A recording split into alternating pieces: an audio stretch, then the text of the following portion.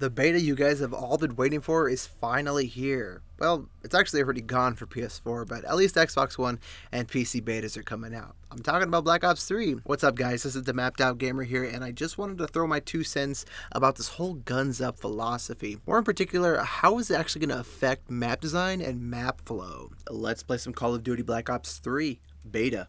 Treyarch is calling their new movement mechanic outlook this guns up philosophy. In a nutshell, it's just a philosophy that players should be able to engage the enemy despite how they're moving throughout the map. Whether you're vaulting, sliding, swimming, thrusting, or wall running, a player will still be able to fire their weapons and aim down their sights. I believe it was last week or maybe the week before, Treyarch released this official movement tutorial, kind of explaining on how to do the wall runs and how to slide and how to kind of link these all together. The player looks to seamlessly transition from lane to lane, all while utilizing all sorts of movement and combinations. I even noticed the button combinations to kind of initiate these movements are pretty easy.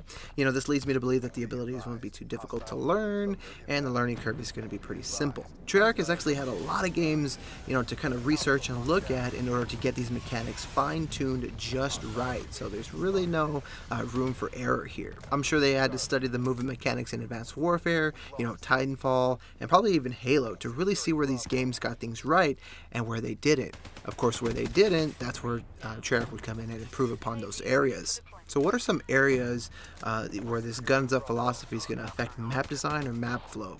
Well, one example that sticks out to me is the smooth motion of vaulting over objects. That's right, you don't no longer have to initiate a vault over for your objects, you just kind of seamlessly transition over the cover. The beta map Combine has some really great examples of this.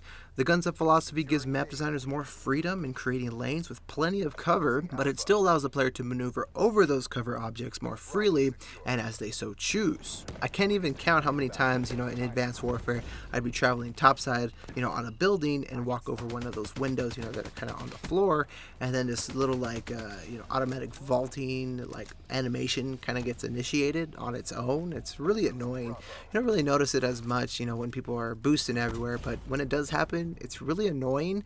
And worst of all, it impedes positive map flow, so you really want to avoid those kind of things. So another way I can see the guns up philosophy affecting map design is in the underwater routes. Of course, in Black Ops 3, you'll be able to operate all your weapons, including your secondaries, underwater, just like you're on land. All you got to worry about is breathing when you're out there, so don't stay underwater too long. With the new underwater abilities, map designers have more ways to cleverly create these underwater backdoor lanes that really could play a more front and center role when it comes to map design. You can already see examples of this in the beta map Hunted. There's some pretty good examples there. You see that little river and waterfall that runs to the center of the map. It's pretty cool. So I really think that water routes will no longer be an afterthought compared to previous Call of Duty games. I honestly can't think of any negative things that this guns up philosophy is going to impact as far as map flow and map design. I can't make a final judgment on that, but I will definitely let you guys know if I find anything super negative about it. Right now it seems like a really good solution to kind of unlocking smooth player movement, working tandem, hand in hand with the environment and the map design and things like that. So when you allow the player to transition seamlessly throughout the maps, this really gives map designers